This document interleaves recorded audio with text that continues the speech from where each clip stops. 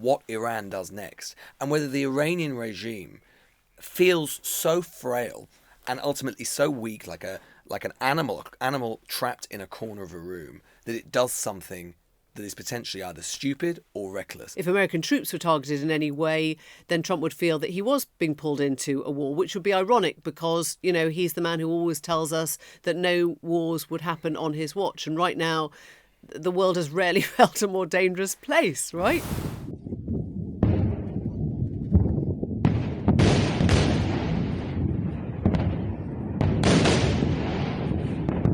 On Monday afternoon, the Israeli Air Force began a new wave of airstrikes in central Iran, taking the Israeli military operations into their fourth day.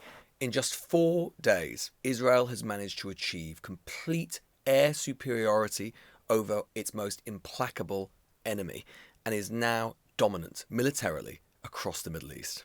We're wondering if Israel's strikes on Iran will bring about a regime change. And we're also wondering how close America might be to entering war with Iran. Welcome to the News Agents. It's Lewis. It's Emily. And this week we have seen Israel strike at Iranian nuclear facilities, military installations, even civilian energy infrastructure, i.e. gas plants, high-ranking military leaders, nuclear scientists, and it has really been a pretty audacious blow at what Israelis have long believed is an existential threat, the regime of Iran. And Iran, not surprisingly, has retaliated after a totally surprise attack. Yeah, strikes hit Iran's Revolutionary Guard command centres in Tehran overnight, Israel has said. Iranian strikes, meanwhile, killing several people in Israel. And it looks as if, it's worth dwelling on the extraordinary capabilities that Israel has managed to demonstrate. Not only the intelligence, as we were saying on Friday, which has allowed them to target so precisely so many senior members of Iran's Revolutionary Guard and its government, but to achieve such air superiority, military superiority against an opponent that was always considered to be at least Israel's equal, speaks to Iran's weakness, this moment of weakness, but also Israel's remarkable technical abilities. And all that said, though Israel has damaged critical Iranian nuclear infrastructure, killed many scientists, experts are saying that Tehran's most formidable enrichment plant for uranium remains, and indeed as well that ultimately you can't destroy the knowledge that the Iranian regime already possesses. And the big question is, in terms of what the overall objective for this is going to be going forward now, we know that Netanyahu has pursued in Gaza a military strategy without end and without a clear objective. Are we now looking at a second version of that? Because we can never be sure exactly what they're going to destroy and what Iran's capabilities will be. And that obviously begs the question about whether there is something even bigger going on here, which is something that we know Netanyahu has long desired and always wanted, which is regime change in Tehran. Before we go on, let's take you back in history about a decade or so, because there was a deal between the US and Iran, and it was a deal made for very clear reasons by the Obama administration in his second term. And this deal was because America genuinely feared Iran. It genuinely feared what Iran was capable of doing in terms of nuclear capabilities. And Obama decided he would get together, he would get people round the table and say the way to stop Iran getting powerful, nuclear capable, is by having a diplomatic agreement whereby, you ease the sanctions on Iran, you get everyone round the table. We have some sort of framework, some sort of structure. When Trump came to power, and long on the campaign trail, he said, I'm going to rip that up. Iran is our enemy. We don't trust them. I don't think this deal is going to stop them making weapons. I think it's going to help them. And he ripped up the deal. And I remember it very, very clearly because when Trump won the election in November of 2016, I turned around to my husband and I said, we're going to Iran next month.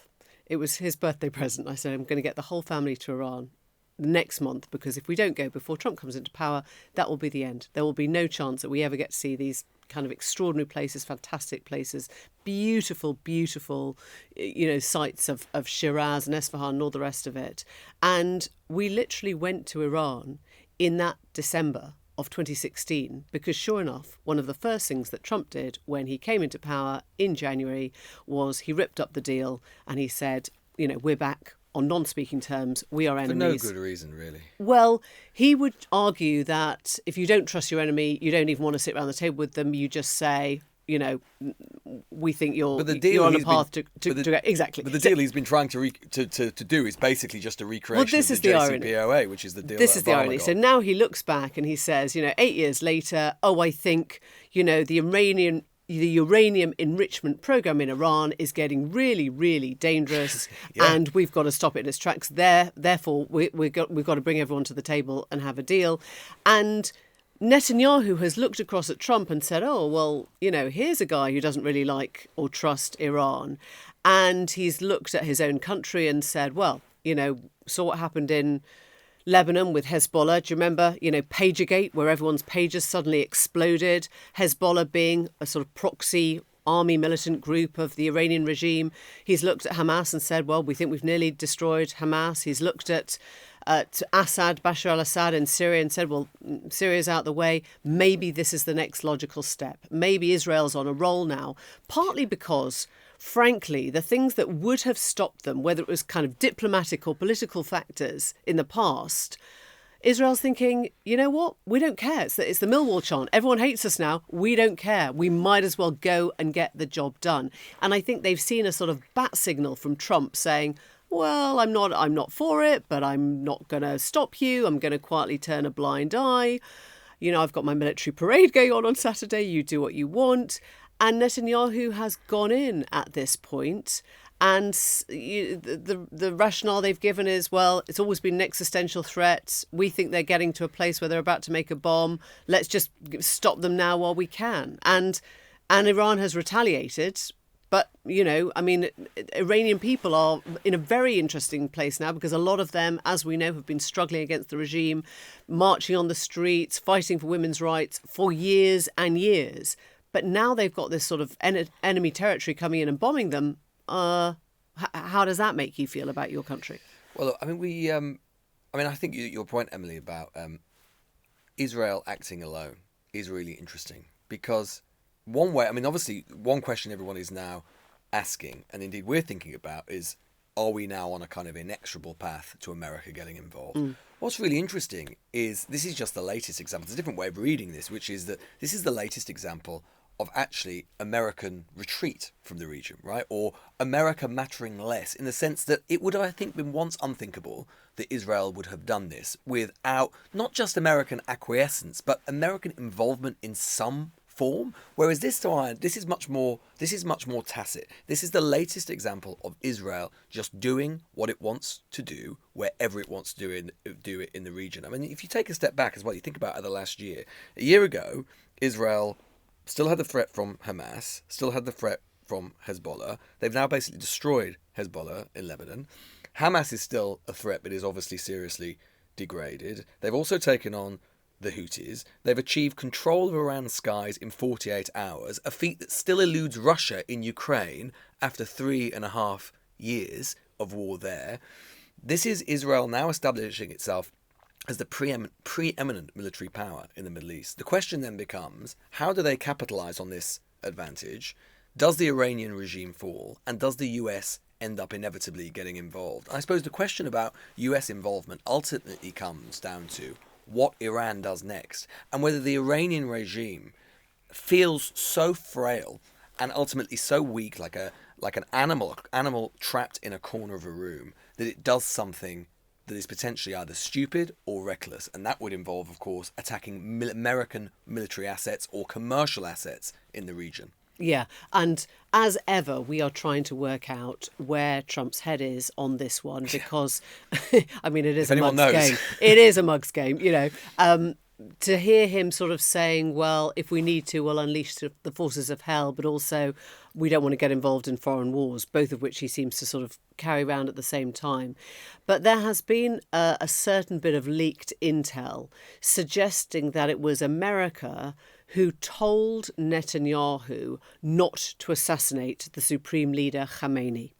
So, in other words, to your point on regime change, Netanyahu hasn't just been bombing military or nuclear infrastructure. He has been, we understand, thinking about the kind of actions that could lead to the end of Iran's supreme leader regime change. And it was Trump, we understand, who suggested, that might not be a good idea. Can you back off? Now, I don't think this brings us any closer to knowing whether Trump would actually enter that war or not. I mean, presumably, if American ships were targeted, if American troops were targeted in any way, then Trump would feel that he was being pulled into a war, which would be ironic because, he's the man who always tells us that no wars would happen on his watch. And right now, the world has rarely felt a more dangerous place, right? Well, I suppose the question is whether the Iranians and whether Khomeini decides to try and cut a deal with Trump and the US. And this is where potentially the interests of both Netanyahu and Trump could diverge. Because if you assume that Netanyahu, well, for a start, we know Netanyahu never wanted a deal. He never wanted to deal with Iran. This is what he wanted to do. Trump, we know, did want a deal. Now, on what terms, who knows? But we know he wanted a deal. Well, Trump wants his own deal because he didn't like Obama's deal, even though Obama's deal was actually keeping America safe. He would be happy probably with just a recreation of Obama's deal. But just don't call it that. But just call it Trump's deal, right? But now if Iran, and there's some interesting commentary coming out of Tehran on this, if Iran and the Iranian government were to go to Trump and offer him some version of that, what does Trump do?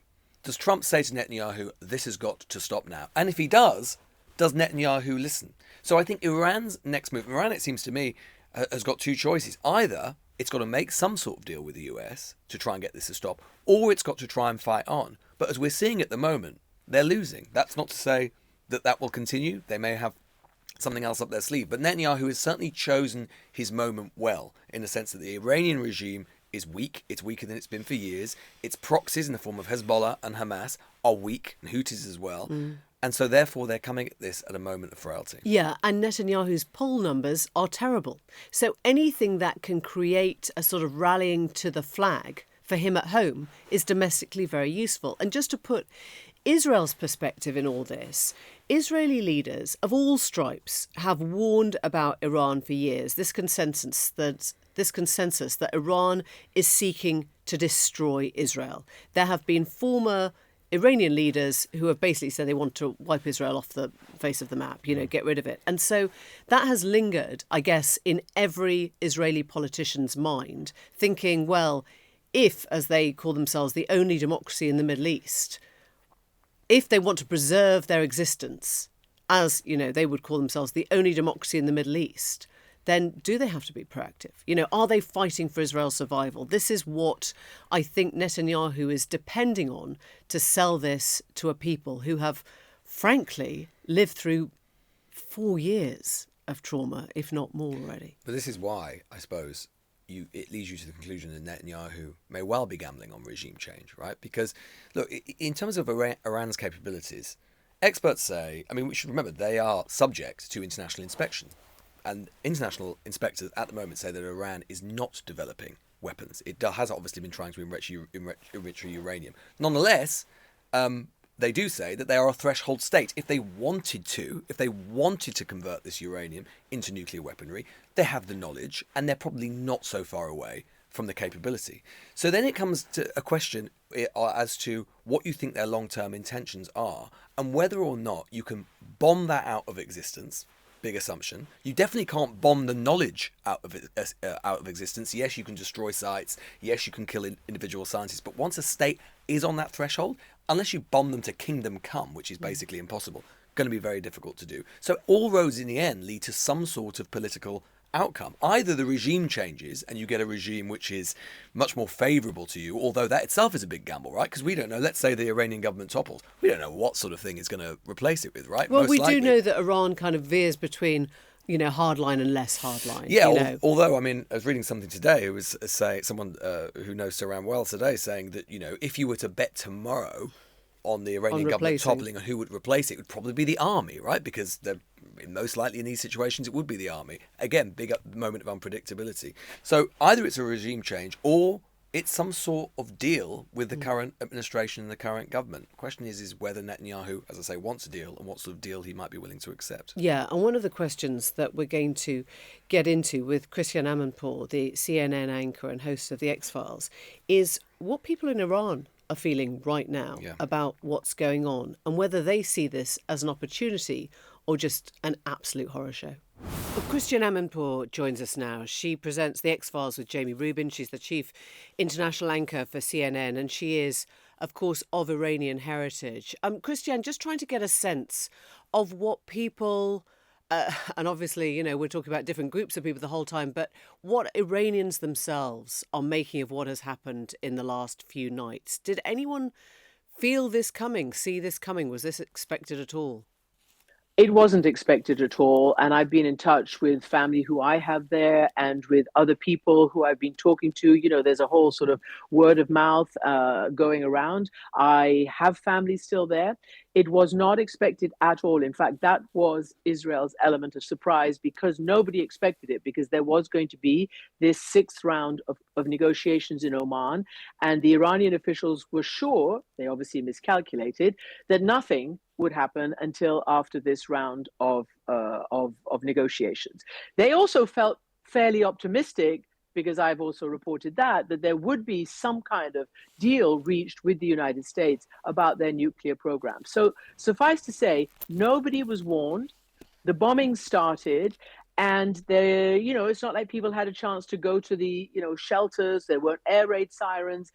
As you know, Israel, in the last round of attacking Iran, degraded a lot of its anti-air defense systems and its all of that stuff. So it had pretty much air supremacy, as we say, or air superiority.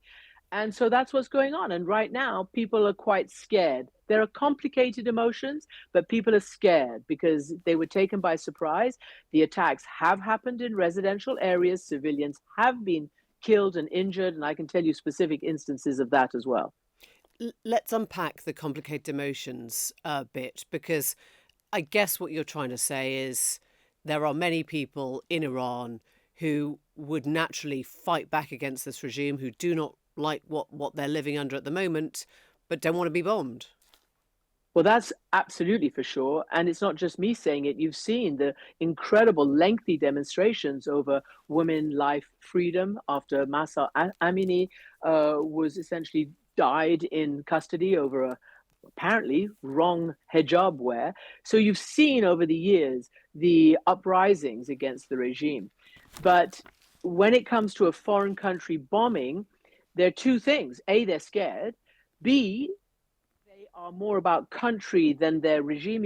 Patriotism sort of kicks in, a sort of nationalism kicks in, even amongst those who would like to see an end to the regime. And surely there are some people, you may see it on social media or whatever, who are celebrating. But the people who I've been talking to there say that they are surprised that there are not more of these celebrations. And they are surprised at the amount of rallying around the flag they're seeing. And I'm not talking about the usual suspects. I'm talking about people who have, a real idea about what kind of a future they want. And I have to say that Israel and its conduct in Gaza is not actually the kind of country, or Benjamin Netanyahu and his conduct in Gaza is not the kind of liberator that most people in that part of the world want to see. So do you think it could be counterproductive in the sense that if it sends people to rally around the flag, if it makes people support a regime now because it's theirs and they don't want foreign invaders, this actually puts Iran's leaders in an even more powerful position, doesn't it? I don't think so. I think it's still very, very dicey and it's very precarious. First and foremost, I was speaking to the Israeli ambassador to London yesterday, and she told me point blank that regime change is not on their horizon. But clearly, the evidence shows otherwise. First of all, Trump apparently, according to reporting, had to personally veto Netanyahu's desire to assassinate the so-called supreme leader, Ayatollah Ali Khamenei. So they've left that leadership position for the moment. But also, if you look at the targets, they have moved to incorporate what can only be called civilian infrastructure. So gas depots, oil depots. This is This has nothing to do with the nuclear infrastructure. This is to do with people's ability to A, run a country, and B, have hot water and electricity and gas for their cars. So they're also hitting buildings. They say they're targeted. One of the attacks on the original night killed one of the senior leaders in what I'm told was a penthouse apartment. But the apartment building also collapsed, a lot of it, onto the civilians who were inside that apartment building. So they do not feel that there is a discrimination, and people are trying to fit between combatant and civilian, and they're trying to figure out also why are they hitting a highly populated, I mean, it's massively populated, dense Tehran. Why are they hitting inside Tehran? So, there are a lot of questions to be asked about what the strategy is. And I'll just say one more word on this. I interviewed the former Israeli Prime Minister Ehud Barak in the immediate aftermath of their strikes. Now, Barak, as defense minister, had directed the destruction of a nascent nuclear power plant that was being built in Syria. This was in 2007. And he told me we could do that. We could do Osirak in Iraq in 1980, because these were above ground reactors and we could wipe them out. Iran's is are not above ground. They're uranium centrifuges, and they're all down deep underground. So he said, and believe me, I was shocked, that whatever Israel does, without American help, without the 30,000-pound, bunker busters that the US has, and maybe even with US help, they could probably delay, but not by more than several weeks to a month. Honestly, I was shocked, but he's the military man. Yeah. He's done it before. What is the strategy? Just give us a sense. Do you think, is your sense that Israeli leaders are expecting Trump to come in behind them now? Do you think Trump will? That's a big question. And I think Benjamin Netanyahu, we are told by Israeli reporters, put the go to this plan that had been planned for many, many years to his military, etc., the day Trump was elected, in the immediate aftermath of Trump's election. So they want to do it. They had presented something very similar, and we'll discuss it more on my podcast, to the Biden administration. The Biden administration said, no way, you don't do that at this point. So I think that, but can I just give you just a little anecdote so that you understand the question of patriotism? I was talking to one of my cousins. He was a young 25-year-old during the Iran-Iraq war. Iran was attacked by Saddam Hussein in 1980. He had to go to war. He could have been exempted because his father had been a general, but he didn't. He went to war, not for the regime, but for the country. And I, as an exile, when I was in the United States, before I was even a journalist, of course my allegiance was with Iran, no matter what I thought about the regime, and not with the invading Iraq. Mm-hmm. So that's just an example of what people feel in this moment, and we don't know where it's going to lead or where it's going to go. Last thought before we let you go. You will know that Israeli leaders have warned about Iran for years, and the consensus that Iran seeks Israel's destruction. That's basically what they've said is the primary factor behind the strikes. Was there anything that Iran was doing that we know of? Was there any evidence in the last few days that would have made sense of this timing? What made sense of the timing was the ability for surprise. And the other thing is what Israel says, that the IAEA came out in the last week saying that Iran has 400 kilos of 60% enriched uranium, which is close to breakout, which is 90%, if they chose to go for a bomb, which in 45 years, there is no evidence that they have done that. Yes, there's evidence that they might have discussed it and thought about it and planned it in the early 2000s, but then decided against it. And then the other evidence is that apparently the IAEA said that there was some stalling around some inspections. But at no point has any intelligence said that they have, any Western intelligence, that they have found Iran to be moving to weaponization. Israel has this thing called I believe it's called zone of immunity. And I believe they think that once you have enriched uranium to a certain point, then you're soon going to run out of time to stop it should they decide to go to a bomb. It was a preemptive strike, so it was not created because of an imminent threat. at least in most people's, most intelligence estimation. Israel considered it a threat. And they also know that because of what happened over the last year, they have managed to defang, to a great extent, Iran in terms of its proxies around the region, in terms of hitting Hezbollah. its missiles, Hezbollah, Hamas, Syrian President Assad, all gone, all, helpful to Iran. The Houthis are still active, but they don't have that kind of throw weight as any of the others do. And they believe that this was the chance when Iran was most weakened. It just goes against what all Israel's allies believe is the way out of a potential threat from Iran. The way out is the diplomatic strat. And it's absolutely important to understand to Israel and others who say the diplomacy has failed. No, diplomacy succeeded in 2015, according to one of your former ambassadors to Iran. What happened was Israel led a very concerted campaign to make that diplomacy fail. And he succeeded with Trump, who then pulled out of what was an arms control agreement. Not perfect, but good enough for the time. And so here we are. Christiane Amanpour, thank you very much. And you can catch up with Christiane on the X-Files, which drops later today. In a moment, we're going to be talking abortion and whether the law needs to be decriminalised. Yes, it is actually still criminal in England and Wales. We'll be talking to the Labour MP, Stella Creasy. Abortion, the right to choose, as we know, is a huge part of American politics. It's not for a very long time been a big part of British politics, but there are some who fear that that might, in the coming years, change with the rise on the cultural right, the conservative right, of more and more movements around the world, in the US, yes, but in Europe as well, pushing for restrictions on women's rights to abortion. Stella Creasy, the Labour MP for Walthamstow, is one of those who's most worried about it. She has put down an amendment to the government's crime and policing bill, which MPs are going to debate tomorrow on Tuesday.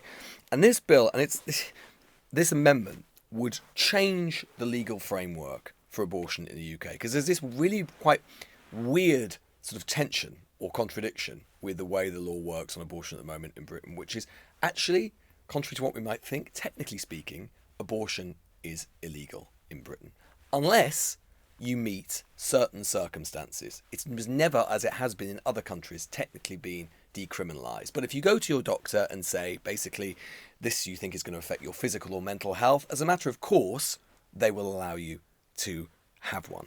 But so we have this weird tension where something technically remains illegal, but we have one of the, in practice, most liberal abortion regimes anywhere in Europe, because you can get access to an abortion up to 24 weeks, which is quite a bit higher than other comparable European countries. Yeah, it's a really, as you say, hard thing to get your head around. It's a very British compromise. Well, abortion is illegal in England and Wales.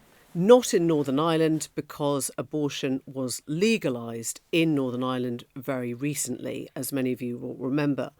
But there is an actual piece of legislation called the Offences Against the Person Act of 1861. It's very Victorian sounding, and it allows essentially you to prosecute somebody who has an abortion. But abortion is allowed up to 24 weeks under the 1967 Abortion Act, introduced to Parliament by David Steele.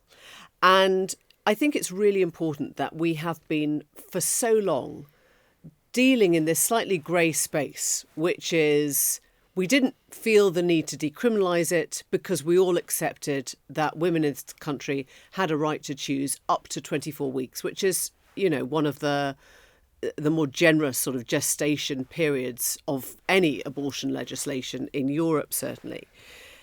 But now there are suddenly two amendments brought by two different Labour MPs. One would say that women cannot be prosecuted for ending their own pregnancies, wouldn't affect that 1967 Act, but it would make sure that no woman was prosecuted for a late-term abortion.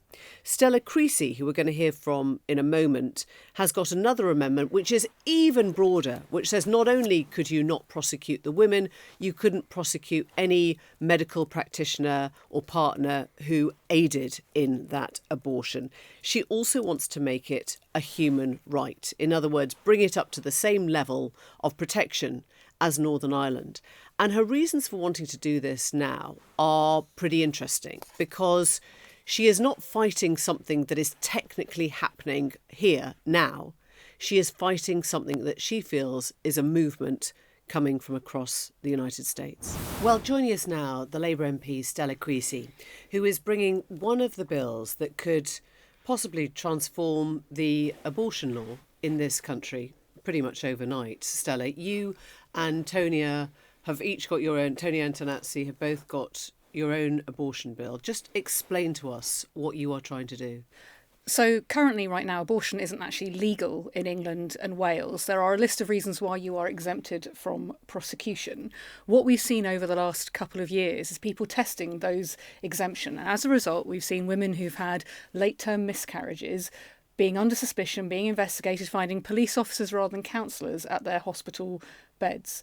We've also seen an increase and an uptick in anti-abortion activism. So you might be aware that the Vice President of America, J.D. Vance, has talked about our buffer zones, the 150-metre exclusion zone that stops protests outside abortion clinics, being anti-free speech. We've seen Nigel Farage attacking the time limit that we have in this country for abortions and calling our laws ludicrous. Did he attack it, or did he just suggest that it was worthy of having a debate, a discussion? Oh, no, he attacked it. He attacked it, and he did a classic anti-abortion trope where he suggested the brilliant medical technology that we now have that can intervene if a baby is born very early means that all babies at that level would be able to live.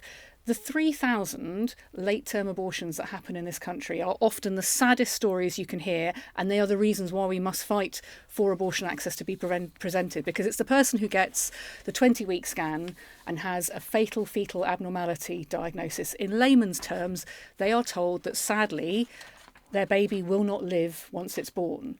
And I don't think this is a country where we want to ask women to carry to term a baby they know is going to die. So that's why we have that later term limit. But they're already protected, aren't they? So if the mother's life is in danger, or if the baby is going to be born with a severe disability, or, as you say, very small chance of life, then they are already exempt from anything that Yes, so we currently have in the 1967 list a list of exemptions, one of which is about medical emergencies. We also have a rights anomaly in this country. So right now, women in Northern Ireland have a human right to a safe and legal abortion, and their rights are protected actively by the Human Rights Commissioner in Northern Ireland. So what we are proposing to do with New Clause 20 is to learn from Northern Ireland in a number of ways. Firstly, to address this issue about prosecutions under laws that were written in the 18th century. That does not mean that there would not be sanctions for people who breached the regulations. And I want to be really clear about that, and I'm sure you'll want to talk about that. But we want to decriminalise abortion so that we protect both those who have abortions and those who help them, the medics, because we've seen in America the medics being targeted. And then we want to introduce what we've done in Northern Ireland, which is this human rights framework that says that the regulation of abortion should be done as a healthcare matter, which puts the health of the woman at the forefront. I mean, we should remind our listeners the reason that there is this anomaly in Northern Ireland is because for years and years and years it wasn't permitted, wasn't legal at all. Yeah. So, they haven't gone back to 1967. No, they didn't even have 1967 to give them exemptions. Okay. Yeah. And I think when it became part of a sort of a human rights, there was a lot of protest in Northern Ireland itself against that, wasn't there? So there was critique of the DUP, and it's fair to say I'm still not on their Christmas card list, having been involved in that law in 2019. But there is no pushback now in Northern Ireland to repeal the legislation. There is a recognition that this is a healthcare matter, and the Northern Ireland Human Rights Commissioner has worked with the government, has taken our previous governments to court when there have been obstructions to access, because we know stopping access to abortion doesn't stop abortions, it stops healthy and safe abortions for the women who need to have them. It is also very regulated in Northern Ireland. What that means is there is a body of law that we can learn from in how we regulate abortion in this country, and crucially, from my perspective, it also protects things like buffer zones. So buffer zones have been protected in Northern Ireland as a human right. The Northern Ireland Human Rights Commissioner right now is looking at telemedicine, the provision of abortion pills, as a human right. It puts the footing of abortion not as deregulated, but as regulated as a medical practice, with all the sanctions that will come for that if people breach those regulations. So just to check with you, yes, would there be any criminal penalty for somebody who underwent a late-term abortion right up to birth Yes, of course there would. Of course there would. And I feel, let me be very frank about this. When people talk about taking pills at 37 weeks, I had a baby at 37 There wouldn't be a weeks. custodial sentence, There would, is that right? no. We're talking about two different things. There are I'm just asking you to clarify. Yeah, there are separate criminal offences which would apply in this instance. As I say, Constance Martin has been done under grievous bodily harm. There are attempted murder offences. If you talk to the academics who work on fetal laws like this, the ones at Durham, they are very clear. The offences we're talking about repealing serve no purpose in that respect. They are outdated, but what they do is undermine abortion provision. And what we fear they may be used to do, particularly with a future government, and particularly with a future government using the powers under New Clause 1, is to restrict access to abortion. So that's why we've crafted it in the way that we've done. But absolutely, there is no suggestion. Talk to people in Northern Ireland about this. There have been prosecutions, even though we have a different regulatory I'm just trying to regime. work out, why is it so wrong to have a debate about the time limit? I mean, we are at welcome that 24 debate. weeks. I welcome that debate because actually, But you I just think, said that you thought, you suggest that Nigel Farage was because trying I to do take not us down think a slippery slope. I'm just saying maybe it is a because debate when that we Nigel need to Farage have. says what he says, I fear that what he's doing is signalling to his fellow travellers in America that if they come and they work with him, if they even fund him, But he hasn't our said that. abortion rights. He hasn't said But that. I He's just said fear- let's have a debate about 24 No, weeks. he said explicitly he's called the laws ludicrous and argued that they should be reduced. I want to have that debate because I think people don't understand what those 3,000 cases are. And actually that question of, are we going to say to somebody, you've been told this baby will not live upon birth, but rather than you make the choice. And I had a constituent who wrote to me about this and it happened. And she said, I took the pain so that my baby didn't have to do so. So we should absolutely have a conversation about why those later term abortions happen, whilst recognising that 88% of abortions in this country happen before 10 weeks. Do you think that it is likely that abortion politics would become more central to our politics as it is in the United States? So do I think the next election will be fought on abortion? No. Do I think that there are people working around the world with these proposals? I mean, goodness knows, we're sat here recording this and I know these people are outside my office right now in Walthamstow making videos trying to protest people who stood against me in the local anti-abortion protesters. What I do is listen to my colleagues and sisters from around the world who've dealt with these. Colleagues who thought that we would never see Roe versus Wade overturned. After all, in America, they used to have a legal right to an abortion. And what they say is, we really regret having not acted when we had the chance to protect abortion rights under Obama, because we knew if Trump got into power, even though he was saying he wouldn't do this, it wasn't his agenda, he absolutely would. And lo, it has become to pass. This is preemptive then? Just to clarify, Absolutely. for you it is just preemptive. Absolutely. But I also want to be clear, these people have been much more active and much more organised in this country over the last couple of years, not just in standing against those of us at elections and organising, but in reaching out across different religious divides as well. But that's precisely what, I mean, in this letter that these different organisations have written to your colleagues, that's precisely the point they're making. They're actually making the point that because in our system, unlike in America, you can't really create a constitutional right to an abortion. No parliament can bind another. If another parliament comes along, you say it's a human right now, someone will come along and the next parliament could come along and change the legislative framework. They're saying that what they fear is that by putting this central, that it creates a space for the politicisation that you don't want to see.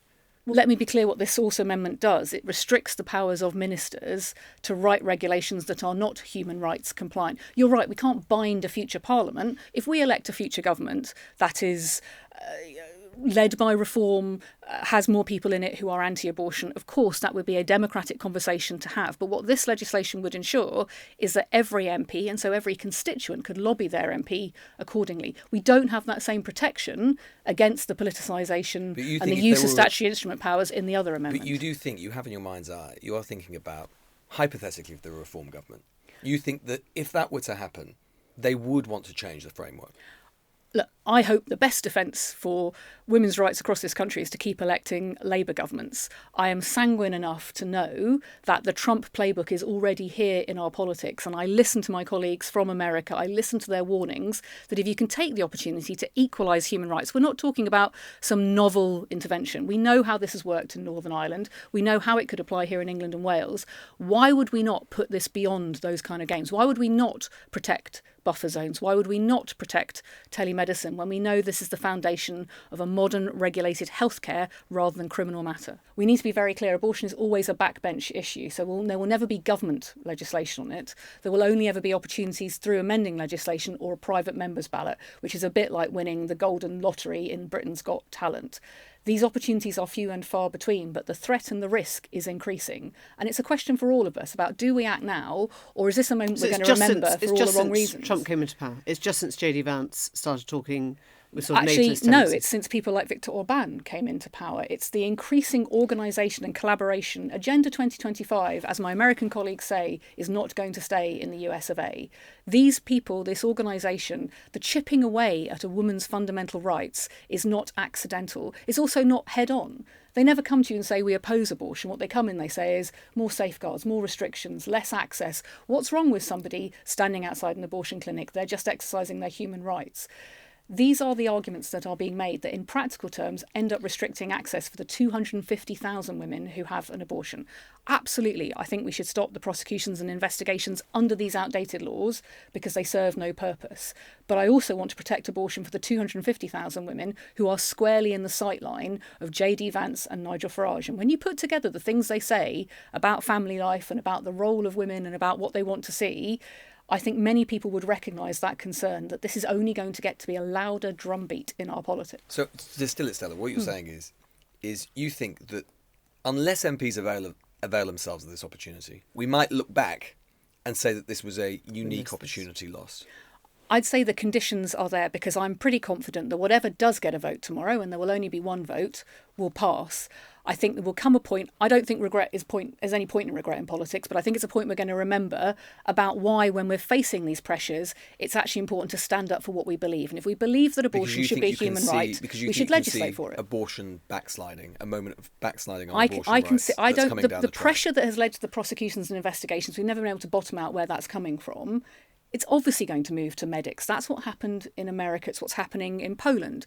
Our colleagues in Northern Ireland are raising concerns as well because they're worried that this sends a bad message about the situation they are now in. But also the pressure on buffer zones isn't going to go away. The pressure on the time limit isn't going to go away. We have a choice. We can either put this beyond being a political football or we can steady ourselves for the fight ahead. I will fight for abortion rights because I believe it's the foundation of women's equality, the equal right to choose what happens to your body. But I am very alive to the threats that are coming our way and that are already here and the way in which those arguments are presented. Stella Creasy, thanks for coming in. Thank you. Thank you. So it's Monday, and you might feel like you've had a really bad start to your working week. But if you feel that way, spare a thought for Minister Emma Reynolds, who's definitely had a worse one. Just remind listeners where the new crossing is, where it takes off and where it lands. It's... you'll forgive me, I can't recall the exact landing zones. So the crossing that you're talking about, you don't know where it is? Well, it's the Lower Thames crossing, yes, which has been in planning for many, many years. It's almost as if you were reading from a piece of paper there, isn't it? you don't actually know where it takes off from or where it lands, do you? You'll forgive me, Nick, but this is part of a broader 10-year infrastructure strategy that we will be launching later this week. It is about the 19th word in the press release, the Lower Thames Crossing. Let me tell you, Gravesend in Kent, Tilbury in Essex, those are the two towns. Tilbury, yeah. It was Tilbury that I couldn't... Yeah. How much is it going to cost? Yeah. Well... It's going to cost quite a lot of money, but we today are announcing £590 million towards that cost. How much is the crossing going to cost, Secretary? Well, overall, it's going to cost several £billion. How many? You don't know that either, do you, actually? Oh, stop it, Nick. She's dead already. It has already cost quite a lot of money. I don't wish to be rude to you personally. Is there much point continuing this conversation? Because you don't know where a bridge starts, you don't know where it ends, and you don't know how much it costs. So is there any point continuing? As I said, the money that we are putting in is crucial to unlocking this project, which has been years in planning. But you don't know how much it is, Secretary. You don't know how much it is. Well, it's several billion. Yeah, at that point, you're just like, can you let me go now? Can I go? Barely twitching in the road. My favourite bridge-related tweet ever was when Joe Biden got elected and Sadiq Khan put out this thing congratulating him, as a Democrat, future president, and said, Thank goodness we are now building bridges, not walls. And somebody underneath just went, oi, look to Hammersmith, mate. You get on with building your own bridge. Full stop. I mean, obviously she didn't have Emma Reynolds talking to Knit for Orion RBC there. She didn't. She obviously didn't have many places to go, but I thought a particularly sort of ill-advised strategy, which we didn't play that bit there, where she said, "Look, Nick, you know, I've had a really early start." Don't say that. Don't say that to the guy who who's gets up up at 25 3:30. Yeah, exactly. Yeah. Oh well, never mind. Coffee's all round. We'll be back tomorrow. See you then. Bye. The Newsagents. This is a Global Player original podcast.